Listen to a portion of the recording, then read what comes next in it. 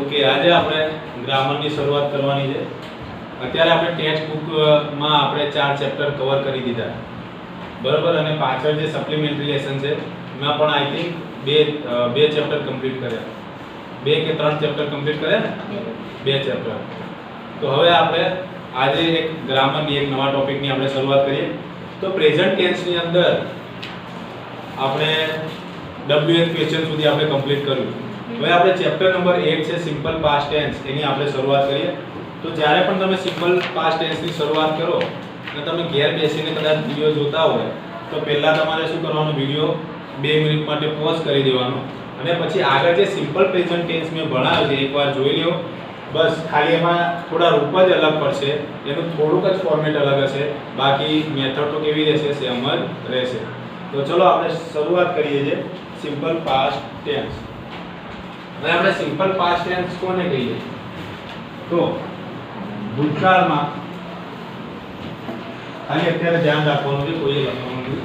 ભૂતકાળમાં બનેલ ઘટના અથવા તો ક્રિયા, ઘટના અથવા તો ક્રિયા દર્શાવો સિમ્પલ પાસ્ટનો ઉપયોગ થાય છે.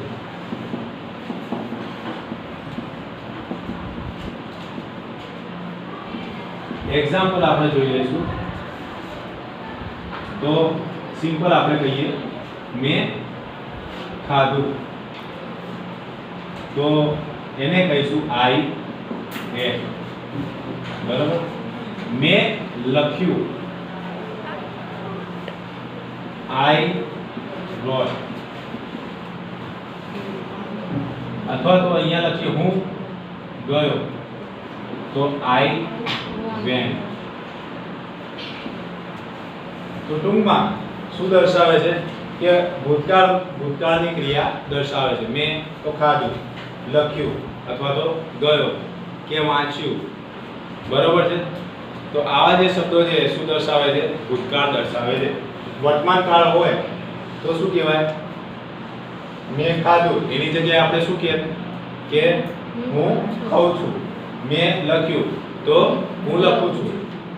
હું ગયો તો હું જાઉં છું, બરાબર. તો એ વર્તમાન કાળ. તો એનાથી ઊંધું ક્યારે ખબર પડે? જ્યારે સબ્જેક્ટ, આ બધા શું કહેવાય આપણા માટે? કર્તા કહેવાય, સબ્જેક્ટ. સબ્જેક્ટ પછી તરત જ વર્બનું સેકન્ડ નંબરનું ફોર્મ હોય, એટલે કે કર્તા પછી તરત જ ભૂતકાળનો કોઈ પણ શબ્દ જોવા મળે તો એ કયો હોય? સિમ્પલ પાસ્ટ ટેન્સ હોય. ક્યારે? તો કર્તા પછી તરત જ શું આવે છે? ભૂતકાળનું રૂપ આવે છે. જો અહીંયા આગળ જો તમે, કર્તા કોણ છે? આઈ, એના પછી તરત જ ભૂતકાળનો શબ્દ આવ્યો. અહીંયા આગળ કર્તા પણ મેં આઈ લીધો છે, એના પછી જો તરત ભૂતકાળનો શબ્દ આવ્યો છે. અહીંયા આગળ પણ જો કર્તા આઈ છે, એના પછી તરત જ ભૂતકાળનો શબ્દ આવ્યો છે. એટલે કે સબ્જેક્ટ પછી તરત જ શું આવે છે? વર્બનું સેકન્ડ ફોર્મ આવે. તો જ્યારે કર્તા પછી તરત જ વર્બનું સેકન્ડ ફોર્મ આવે, ધેટ મીન્સ કે આ કયો કાળ છે? તો સિમ્પલ પાસ્ટ ટેન્સ છે. તો તમે બુકમાં જુઓ તો લખેલું જ છે, એક વર્બ, એક જ ક્રિયાપદ લીધું છે અને એની અંદર બધા જ સબ્જેક્ટ લીધા છે. જો I learn English at school, પછી બીજામાં we learn English at school. એ જ રીતે છેલ્લે જો boys learn English at school. ખબર પડી ગઈ? એટલે કે સબ્જેક્ટ પછી તરત જ કયો ફોર્મ છે? તો ભૂતકાળનું ફોર્મ છે, જેને આપણે વર્બનું સેકન્ડ નંબરનું ફોર્મ કહીએ છીએ, બરાબર. તો ચલો આપણે એક્સરસાઇઝ છે, તો એક્સરસાઇઝની શરૂઆત કરીએ. એક્સરસાઇઝ નંબર 1, બરાબર. આપણો સૂત્ર જે છે એ આપણે જોઈ લેવાનું છે. હકારની અંદર જેને આપણે કહીએ છીએ પોઝિટિવ સ્ટેટમેન્ટ. પોઝિટિવ સ્ટેટમેન્ટની અંદર શું કરીએ છીએ આપણે? સબ્જેક્ટ પછી તરત જ વર્બનું સેકન્ડ નંબરનું ફોર્મ મૂકવાનું હોય છે. એના માટે કન્જ્યુગેશન ઓફ વર્બ્સ તમને આવડતા હોવા જોઈએ. તો જ્યારે પણ આપણે ચેપ્ટર ગ્રામરની જ્યારે આપણે શરૂઆત કરી હતી ત્યારે આપણું પહેલું ચેપ્ટર હતું conjugation of verbs તમને યાદ હોય તો એમાં V1 V2 V3 અને V4 સુધી આપેલું હતું એટલે કે એક ક્રિયાપદના કેટલા ચાર ફોર્મ્સ આપણને આપેલા હતા તો એમાંથી તમને અત્યારે વર્ગનું સેકન્ડ નંબરનું ફોર્મ યાદ હોવું જોઈએ. તો અને તો જ આ કાળમાં તમારે જેનું સેકન્ડ નંબરનું ફોર્મ બનાવવું હોય તો એ વખતે તમને મુશ્કેલી પડે નહીં. ધારો કે આપણે ઈટ લખેલું હોય તો એનું એડ કરવાનું હોય તો આપણને ખ્યાલ હોવો જોઈએ કે ઈટ છે તેનું સેકન્ડ નંબરનું ફોર્મ એટલે એડ છે. પછી રાઈટ હોય તો આપણને ખબર પડવી જોઈએ કે એનું સેકન્ડ નંબરનું ફોર્મ શું થાય છે તો રોડ થાય છે. તો આ રીતે આપણને યાદ હોવું જોઈએ. બરોબર છે. તો જો એક્સરસાઇઝ છે એમાં શું કીધું છે પહેલા નંબરની એક્સરસાઇઝમાં rewrite using the past form of verbs given in bracket. તો કશું જ કરવાનું નથી. જે કૌંસમાં તમને જે શબ્દો આપેલા છે એનું કયું ફોર્મ લખવાનું છે તો સેકન્ડ નંબરનું ફોર્મ લખવાનું છે. બીજું કશું જ કરવાનું નથી. તો પહેલા નંબરમાં છે they build a house in Krishnanagar. તો જો તો પહેલા નંબરનું છે તો જો શું લખ્યું છે they બરાબર they લખી નાખ્યો. પછી કૌંસમાં આપેલો જે શબ્દ છે એ કૌંસમાં આપેલો શબ્દ એનું આપણે ભૂતકાળનું રૂપ લખવાનું છે. તો આપણને ખ્યાલ હોવી જોઈએ. તો build લખેલું છે તો build છે તો એનું ભૂતકાળનું રૂપ શું થઈ જશે build. તો તે build ની જગ્યાએ આપણે ફક્ત શું કરવાનું છે build. પછી પાછળનું એમને એમ લખી દે house in કૃષ્ણાનગર.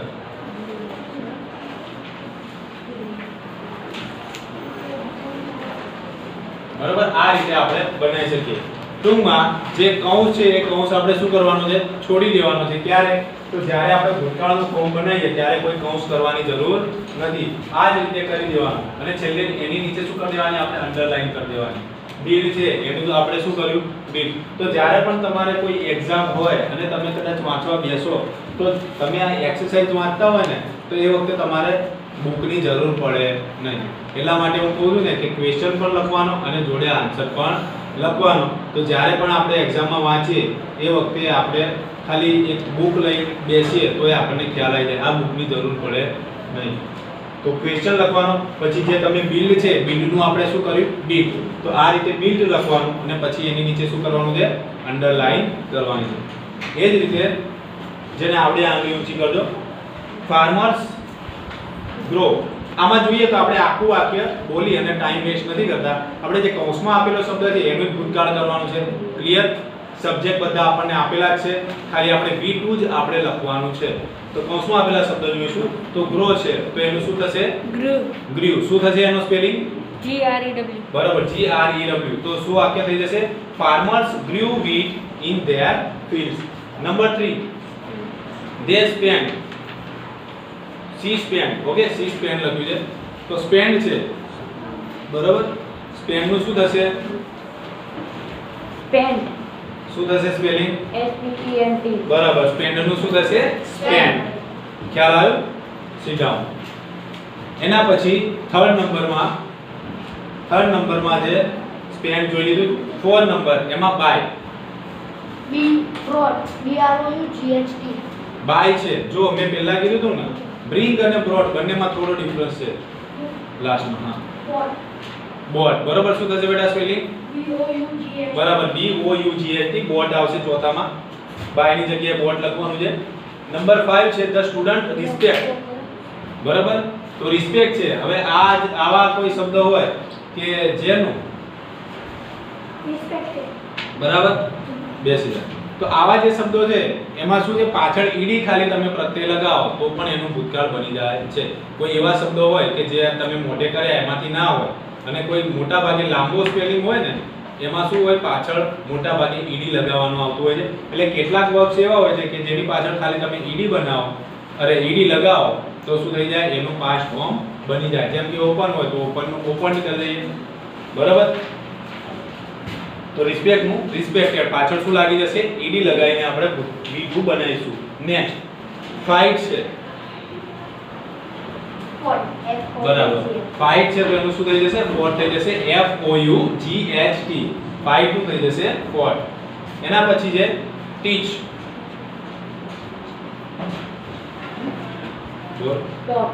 શું થશે સ્પેલિંગ TAUGHT. તો સાતમામાં શું થઈ જશે they taught. TAUGHT. એના પછી નંબર 8 we take. યસ શું થશે સ્પેલિંગ? બરાબર. ટેક છે તો એનું શું થઈ જશે? ટુ. ખબર પડી ગઈ આખા સેન્ટેન્સમાં કઈ રીતે લખવાનું છે? બરાબર. મેં તમને એક્ઝામ્પલ બતાવ્યું આ રીતે તમારે પહેલા ક્વેશ્ચન લખવાનું, પછી જ્યારે તમે આન્સર લખો આમ આન્સર, તો એ રીતે તમારે આમ લખવાનું. તે પછી બિલની જગ્યાએ મેં બિલ લખ્યું તો બિલની નીચે અંડરલાઈન દોરવાની. અને બને ત્યાં સુધી સાંભળો, બને ત્યાં સુધી બ્લેક પેનનો ઉપયોગ કરો વધારે તો સારું, કે આ રીતે તમે અંડરલાઈન દોરો તો શું થઈ જાય? હાઇલાઇટ થઈ જાય, તમને દેખાય. અને આ રીતે આપણે ફૂલ સેન્ટેન્સ લખી દેવાનું છે. તો દરેક વિદ્યાર્થીઓ સ્ટાર્ટ કરશે. આ જે 8 સેન્ટેન્સ છે એ 8 સેન્ટેન્સ લખી નાખો, પછી આપણે આગળની એક્સરસાઇઝ નંબર 2 જોઈએ.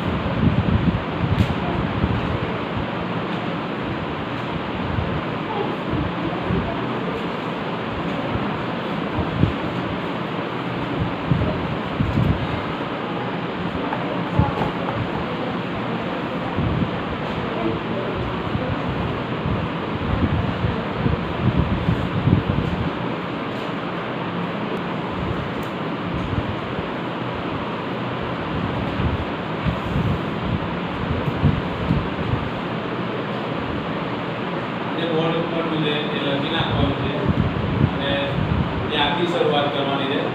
એટલે વિદ્યાર્થી મિત્રો તમે ડાયરેક્ટ એક્સરસાઇઝ લખવાની ચાલુ ના કરી દેતા. આ લખી અને પછી 1 બાય 1 તમારે ક્વેશ્ચનના આન્સર લખવાના છે. બરાબર. એના માટે તમને 5 મિનિટનો સમય આપું છું. એ લખી નાખો તમે, એટલે આપણે બીજી એક્સરસાઇઝ શરૂ કરીશું.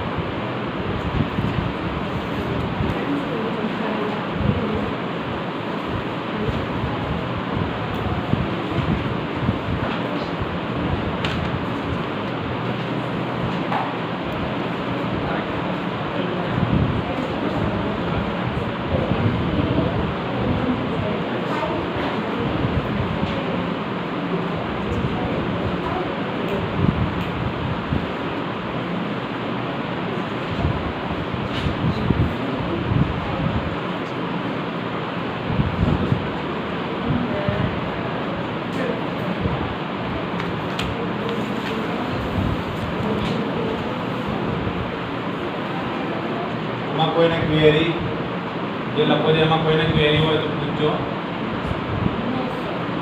એટલે કોઈ ક્વેરી છે? કયા નંબરની ક્વેરી છે?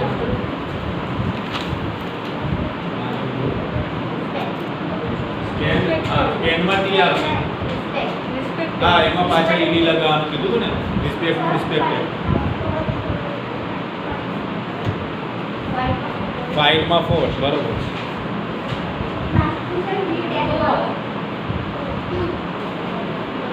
યસ. took. બરાબર, આપણે રિપીટ કરી દઈએ તો બિલ્ડ જે એનું બિલ્ડ થઈ જાય, ગ્રો નું ગ્રીવ, સ્પેન્ડ નું સ્પેન્ડ, બાય નું બોટ, રિસ્પેક્ટ નું રિસ્પેક્ટેડ, ફાઇટ નું ફોટ, ટીચ નું ટોટ અને ટેક નું ટુક થઈ જશે.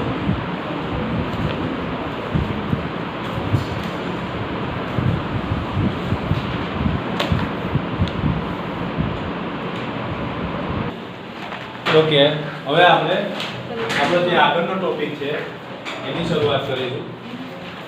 બરાબર, તો આ સબ્જેક્ટ પ્લસ B2 એ તમને ખ્યાલ આવી ગયો હશે. હવે આપણે એક્સરસાઇઝ નંબર 2 સ્ટાર્ટ કરીએ છીએ. Exercise number 2.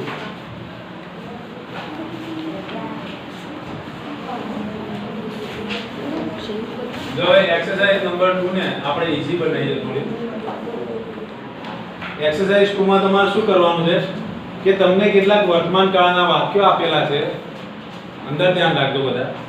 વર્તમાન કાળના જે બધા વાક્યો આપેલા છે એ વાક્યોને આપણે પાસ્ટ ફોર્મમાં ફેરવવાના છે.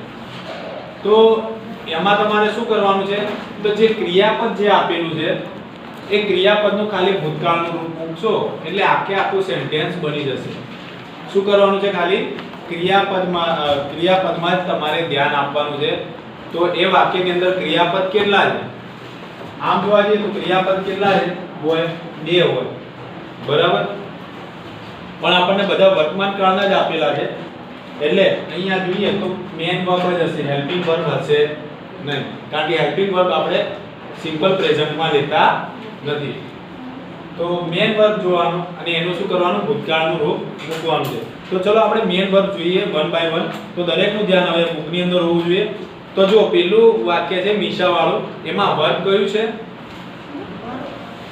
ક્રિયાપદ કયું છે? comes. બરાબર, comes એ વર્બ છે સીધા.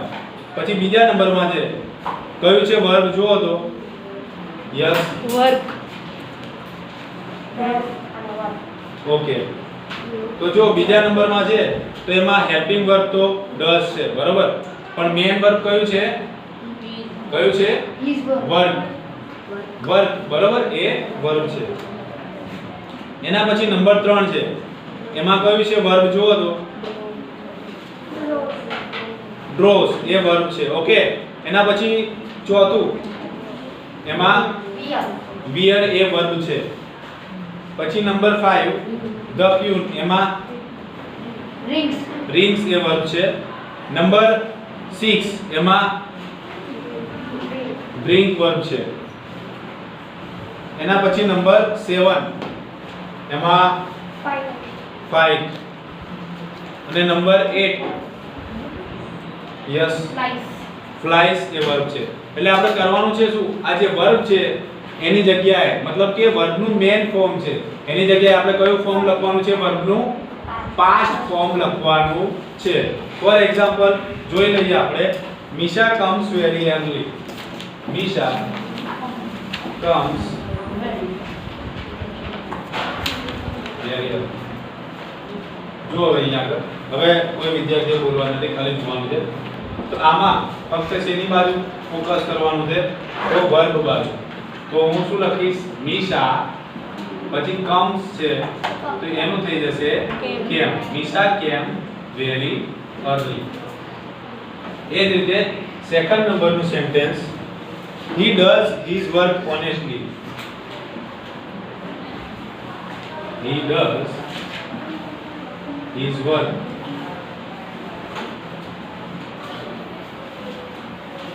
very honestly.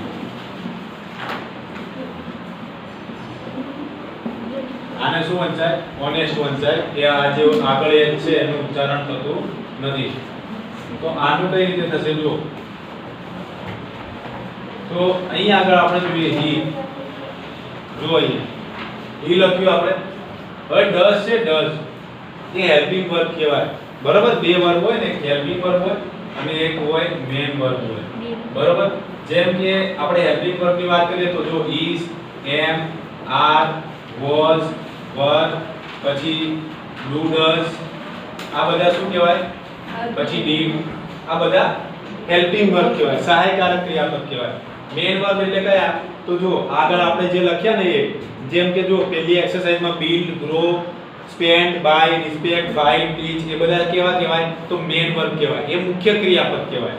જ્યારે આ બધા ક્રિયાપદ કયા કહેવાય? તો આ બધા જે ક્રિયાપદ છે એ બધા સહાયકારક ક્રિયાપદ કહેવાય. બરોબર? હવે આમાં થોડું ધ્યાન રાખવાનું છે. તો ખબર પડી ગઈ એચવી અને એમવી મેન વર્બ અને હેલ્પિંગ વર્બમાં ખબર પડી ગઈ કોને કહેવાય? તો જો he does છે તો does નું શું થઈ જશે? did. He did his work. બરાબર? અહીંયા આપણે કન્ફ્યુઝન હતું તો અમુક જણા વર્કની જગ્યાએ વર્ક ન લખી નાખે. આમાં કે he does his work very honestly એટલે કે એ એનું કામ બરાબર ઓનેસ્ટલી એટલે કે પ્રમાણિકતાથી કરે છે. તો આપણે શું કરવાનું છે ભૂતકાળ એનું કે તેને તેનું કાર્ય અથવા તો તેને તેનું કામ પ્રમાણિકતાથી કર્યું. બરાબર ને? તો he did his work very honestly. બરાબર? હવે હું તમને સમજાવવા લખ્યા પછી આમાં વર્ગનું વર્ગ કેમ નહીં થાય. તો પહેલો નિયમ છે આપણે સાદા ભૂતકાળમાં એવું કે છે did હોય did તો did ની જોડે હંમેશા મેન વર્બ જ આવે. કોઈ દિવસ એનું ભૂતકાળ થતું નથી. did લખ્યા પછી શું આવે? હંમેશા મેન વર્બ આવે. એનું ભૂતકાળનું રૂપ સેકન્ડ નંબરનું ફોર્મ મુકાતું નથી. બરાબર? આવી જ એક્સરસાઇઝ આપણે આના પછીના ચેપ્ટરમાં આપણે જોવાની છે. બરાબર? એ વખતે આપણે જોઈ લઈશું. તો he did જો does એટલે કરે છે અને did એટલે કર્યું. તેને એનું કામ બરાબર અહીંયા આ નથી જોતા આટલું જોઈએ તો he did his work એને એનું કામ કર્યું. તેને તેનું કામ કર્યું અને આમાં he does his work તે તેનું કામ કરે છે. તો આ ફરક છે. આમાં કામ કરે છે અને આમાં did કરી દીધું. did કર્યું એટલે એને કામ કર્યું. એ જ રીતે નંબર 3 માં છે the teacher draws a map on the blackboard. તો એની અંદર ડ્રો છે તો એનું શું થઈ જશે? ડ્રીવ થઈ જશે. તો શું લખીશું આપણે આન્સરમાં? ત્રીજામાં હું ડાયરેક્ટ આન્સર લખું છું. બરાબર? તો લખીશું આપણે the teacher પછી ડ્રો છે બરાબર? તો એનું શું કરી દઈશું? ડ્રીવ કરી દઈશું. the teacher drew પછી આગળનું જોઈએ આપણે a map on the blackboard.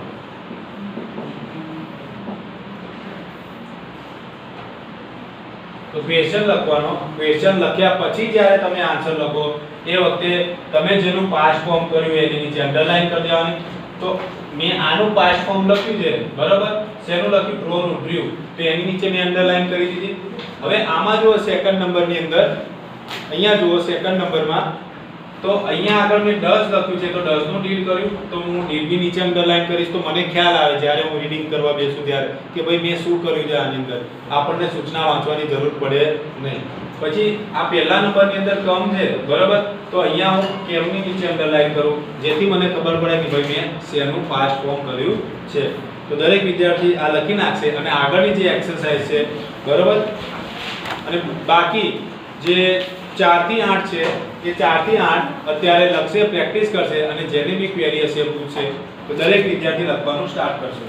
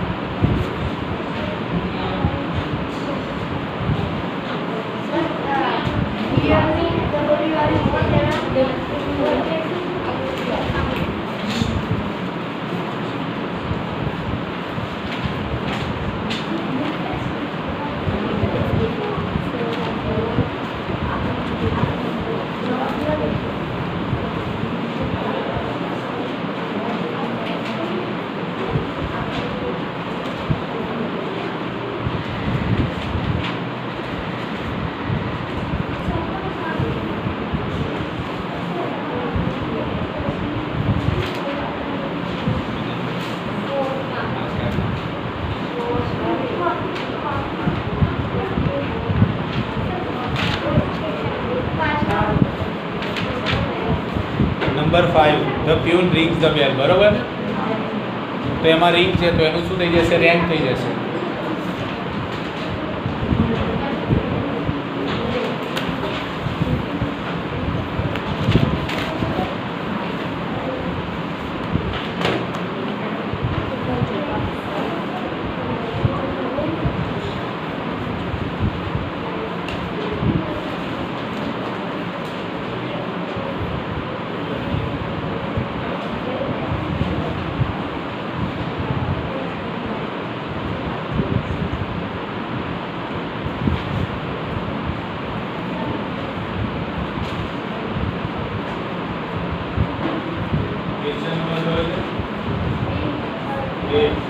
Fly છે તો ફ્લાય શું થશે? ફ્લ્યુ. સ્પેલિંગ આવડે છે ફ્લ્યુ નો?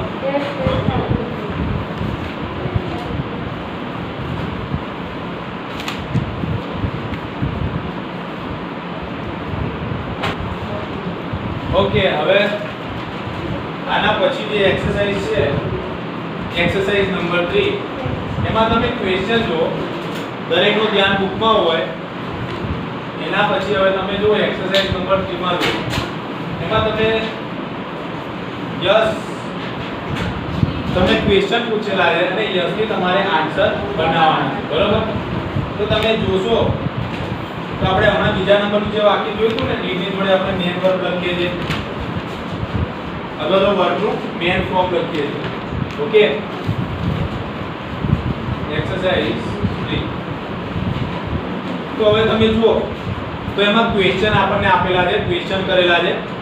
તો જો ડીડ ની જોડે બધામાં મેન ફોર્મ લખેલું છે. તો એક્ઝામ્પલમાં જુઓ number 1, did she learn Har lesson એવું લખેલું છે. તો ડીડ ની જોડે જુઓ મેન વર્બ લખેલું છે, લર્ન લખેલું છે ને. તો જો હવે જુઓ સેકન્ડ નંબરમાં જુઓ ડીડ યુ ફિનિશ. સેકન્ડ નંબરમાં જુઓ ડીડ યુ ફિનિશ. તો એમાં સેકન્ડ નંબરનું સેન્ટેન્સ જોઈ લો. તેમાં જો ડીડ પછી શું લખેલું છે? ફિનિશ લખેલું છે, બરોબર. તો ડીડ ની જોડે મેન વર્બ આવ્યો. એના પછી જો નંબર 4, નંબર 3 એમાં ડીડ ની જોડે બાય. નંબર 4 છે એમાં ડીડ ની જોડે માર્ક લખ્યું છે. નંબર 5 એમાં ડીડ ની જોડે પોસ્ટ લખ્યું છે. એટલે મેનલી તમે બધામાં જોશો તો બધામાં ડીડ ની જોડે શું મૂકેલું છે? મેન વર્બ મૂકેલું છે. ક્યાંય તમને પાસ્ટ ફોર્મ જોવા મળશે નહીં. હવે આપણે પાછા એક્ઝામ્પલ તરફ આવીએ. તો પહેલાનું જે એક્ઝામ્પલ છે એમાં જો તો જ્યારે પણ આપણે આન્સર બનાવીએ એટલે કે એસર્ટિવ પોઝિટિવ સ્ટેટમેન્ટ બનાવીએ છે તો પોઝિટિવ સ્ટેટમેન્ટમાં શું થાય છે? સબ્જેક્ટની જોડે આપણે શું મૂકીએ છીએ? પોઝિટિવમાં શું મૂકીએ છીએ? હકારમાં V2. સબ્જેક્ટની જોડે V2. જ્યારે પ્રશ્નાર્થમાં શું હોય છે? ઇન્ટ્રોગેટિવમાં પ્રશ્નાર્થની અંદર આપણે સબ્જેક્ટ હોય, બરોબર. પહેલા શું હોય છે? ડીડ હોય. પછી ડીડ ની જોડે શું હોય છે? સબ્જેક્ટ અને પછી વર્બનું મેન ફોર્મ હોય છે. પ્રશ્નાર્થમાં આ રીતે હોય છે. તો પ્રશ્નાર્થમાંથી જ્યારે આપણે હકારમાં ફેરવતા હોય ત્યારે આપણે સબ્જેક્ટની જોડે શેનો ઉપયોગ કરવાનો હોય છે? વર્બના સેકન્ડ ફોર્મનો. તો અહીંયા વર્બનું ફર્સ્ટ ફોર્મ હોય તો અહીંયા આગળ આવશે ત્યારે શું થઈ જશે? વર્બનું સેકન્ડ ફોર્મ થઈ જશે. તો આપણે આ પ્રશ્નાર્થમાંથી આપણે હકાર તરફ જવાનું છે. તો તમને અત્યારે જે સૂત્ર મળ્યું છે એ આ રીતે હશે. ડીડ હશે તો બીજા નંબરના સેન્ટેન્સમાં જુઓ ડીડ લખેલું છે, પછી સબ્જેક્ટમાં શું છે? યુ લખેલો છે. ઓકે, અને એના પછી મેન વર્બ શું લખેલું છે? ફિનિશ. બરોબર. ચલો હવે આપણે એક્ઝામ્પલ દ્વારા જોઈએ. Did you finish the work in time? Did you finish the work in time? પ્રશ્નાર્થ. બરોબર. હવે આપણે શું કરવાનું છે? હકારમાં ફેરવવાનું છે. તો પહેલા હકારમાં ફેરવવાનું છે તો શું થઈ જશે? યસ. હવે આપણે પ્રશ્ન પૂછીએ Did you finish the work in time? તો શું થઈ જશે? યુ છે તો યુ નો આઈ અથવા તો વી બેમાંથી તમે ગમે તે લખી શકો છો. ક્લિયર? તો યુ છે તો આઈ અથવા વી ગમે તે લખી શકાય. તો હું અહીંયા લખી નાખીશ યસ આઈ. બરાબર. એટલે આ શું થઈ ગયો? સબ્જેક્ટ આવી ગયો. હવે સબ્જેક્ટ પછી આપણો નિયમ એમ કહે છે કે વર્બનું સેકન્ડ ફોર્મ લખવાનું. તો આ જે વર્બ છે એનું સેકન્ડ ફોર્મ હું લખીશ તો શું થઈ જશે? ફિનિશ નું finish. Yes, I finished the work in time. બરાબર. હવે જે ઇન્ટ્રોગેટિવ નું સૂત્ર હતું એ કઈ રીતે હતું? જો did, તો જો અહીંયા પહેલા did લખેલો છે. સબ્જેક્ટ ની વાત કરીએ તો સબ્જેક્ટ જો અહીંયા યુ આવી ગયો. અહીંયા વર્બ નું મેઇન ફોર્મ હોય છે પ્રશ્નાર્થમાં, તો વર્બ નું મેઇન ફોર્મ છે ફિનિશ. બરાબર. એમાંથી આપણે ફેરવ્યું સબ્જેક્ટ પ્લસ V2, તો યસ લખી દીધો. પછી સબ્જેક્ટ આપણો I થઈ ગયો, અહીંયા યુ નો I કર્યો એટલે, અને પછી D2 એટલે તરત જ આપણે ફિનિશ નું શું કર્યું? ફિનિશ. બાકીનું જે છે એમનું એમ આપણે રાખવાનું છે. ક્લિયર? આટલામાં ખબર પડી ગઈ. એ જ રીતે જો તમે નંબર 3 માં did you છે, યુ વાળો તો આપણે જોઈ લીધો. હવે આપણે થોડો ડિફિકલ્ટ હોય એવો એક ક્વેશ્ચન લઈ લઈએ. જો did you have milk for the breakfast, ચલો છઠ્ઠા નંબરનું જોઈ લઈએ. Direct number 6, did you have, પછી શું લખ્યું છે? did you have milk, did you have milk for breakfast. તો હવે આમાં જુઓ તમે, આ રીતે જોવાનું છે આપણે. આમાં છે એમાંથી આમાં જવાનું છે. સબ્જેક્ટ પ્લસ V2, તો આપણને એક વસ્તુ તો ખબર પડે, યસ મૂકવાનો પછી કોમા. બરાબર. યુ થી પ્રશ્ન પૂછ્યો છે તો આપણે આન્સર આપતી વખતે શેનો ઉપયોગ કરીશું? Yes I. ખબર પડી ગઈ? હવે આમાં આપણે વર્બ જોવાનું છે. તો વર્બ તો શું કહેવાય? તો અહીંયા હેવ છે. તો અહીંયા જો મેં કીધું હતું બે પ્રકારના વર્બ હોય, એક હેલ્પિંગ વર્બ ને મેન વર્બ. અહીંયા કોઈ મેન વર્બ છે નહીં. છે આટલાની અંદર? બરાબર. મેન વર્બ છે પણ મેન વર્બ નથી, તો આપણે હેલ્પિંગ વર્બ છે એની તરફ આપણે જવાનું. તો હેલ્પિંગ વર્બ આપણને આપેલો છે તો એનું પણ આપણે શું કરવાનું? ભૂતકાળ કરવું પડે. બરાબર. શેનું ભૂતકાળ થાય? હેલ્પિંગ વર્બનું અને મેન વર્બનું થાય. જો કે મેન વર્બ આપ્યો નથી એટલે આપણે એનું ભૂતકાળ કરવાનું નથી, પણ અહીંયા હેલ્પિંગ વર્બ આપેલો છે હેવ. તો હેવ નું ભૂતકાળ આપણે કરવાનું છે તો શું થઈ જશે? Yes I. પછી શું લખ્યું? હેવ હેડ. તો આપણે સબ્જેક્ટ પ્લસ V2 આપણે બેસ્ટ આવી ગયું. પછી પાછળનું એમનું એમ લખી દો એટલે વાંધો નહીં. Yes I had milk for breakfast. Okay, clear થઈ ગયું? તો પહેલા જોવાનું અને એમાં જે વર્બ છે એ વર્બનું શું કરવાનું છે? સેકન્ડ ફોર્મ લખવાનું છે. અને યુ હોય તો યુ નું તમે આઈ અથવા વી બે માંથી ગમે તે એક મૂકી શકો છો. બાકી કોઈ ચેન્જીસ કરવાનું નથી. તો જો ટીચર છે તો ટીચર માટે હી શી બંનેમાંથી ગમે તે એક લઈ શકો છો. નંબર 3 ઉપર જોઈએ આપણે. યુ માં યુ નું આઈ થઈ જશે અને બાય નું શું કરી દેવાનું છે આપણે? વોટ. બરોબર. એ જ રીતે નંબર 4 માં ટીચર છે, ડીડ ધ ટીચર, તો ટીચર માટે હી અથવા શી ગમે તે એક લખીશું. બરોબર. અને માર્ક છે માર્ક, તો માર્ક નું શું કરીશું? પાસ્ટ ફોર્મ માર્કડ થઈ જશે. પાછળ શું લાગશે? ઈડી લાગશે. તો પાંચમું જો શું લખ્યું? Did it cost. બરોબર. તો યસ પછી ઈટ નું શું થશે? ઈટ નું ઈટ જ રહેશે ને, કારણ કે આપણને ઈટ આપેલું છે તો આપણે ઈટ નું શું કરવાનું છે? ઈટ જ રાખવાનું છે. બરોબર. પછી કોસ્ટ છે એનું શું થશે? Past form cost. એનું કોસ્ટ નું પાસ્ટ ફોર્મ શું થશે? કોસ્ટ. એનું એ જ રહે. બરાબર. એમાં કોઈ ચેન્જીસ થતો નથી. તો યાદ રાખજો, જે કોસ્ટ છે પછી ફૂડ છે પછી શર્ટ છે એનું પાસ્ટ ફોર્મ થતું નથી, એનું એ જ રહે છે. તો કોસ્ટ નું શું થશે? કોસ્ટ જ રહેશે. એટલે કઈ કરવાની જરૂર નથી. બાકી બધું એમનું એમ યસ મૂકો અને પછી એમનું એમ લખી નાખો એટલે આપણો આન્સર બની જાય. એના પછી નંબર 6 માં જુઓ. એ તો આપણે હમણાં જોઈ લીધું. નંબર 7 માં ડીડ ઇટ રેન. બરાબર. તો રેન નું શું કરીશું આપણે? રેન નું શું કરીશું? તો પાછળ ઈડી લાગશે રેન. બરાબર. એક ક્રિયા છે વરસાદ પડવાની કે રેન. તો રેન નું શું થશે? તો પાછળ ઈડી લાગશે રેઇન. શું થશે? રેઇન. પાછળ ઈડી પ્રત્યય લાગશે. આ શબ્દ તમારા માટે નવો છે પણ હું તમને કહી દઉં. તો ડીડ ઇટ તો શું થશે? યસ ઈટ પછી રેન નું થશે રેઇન અને પાછળનું જે સેન્ટેન્સ છે એ એઝ ઇટ ઇઝ રહેશે. પછી નંબર 8 છે ડીડ હી પે. તો શું થશે યસ પછી હી પછી શું આવશે પેનું શું થશે ઓકે શું થશે સ્પેલિંગ બરાબર P A I D okay clear હવે આની અંદર કોઈને ક્વેરી હોય તો આંગળી ઊંચી કરીને પૂછી શકે છે આમાં કોઈને કોઈ ક્વેરી ગમે તે કોઈ કન્ફ્યુઝન આવડશે પૂછવાની જરૂર નહીં પડે ઓકે તો ચલો હવે લખી નાખો અને સાંભળો હોમવર્કમાં તમારે શું કરવાનું છે હું અહીંયા લખી દઉં છું હોમવર્કમાં આ એક્સરસાઇઝ નંબર જે 3 ચલાવું છું એક્સરસાઇઝ નંબર 3 એના જે બાકી રહેલા વાક્યો એક્સરસાઇઝ નંબર 3 ના બાકી રહેલા વાક્યો ગ્રામરની નોટમાં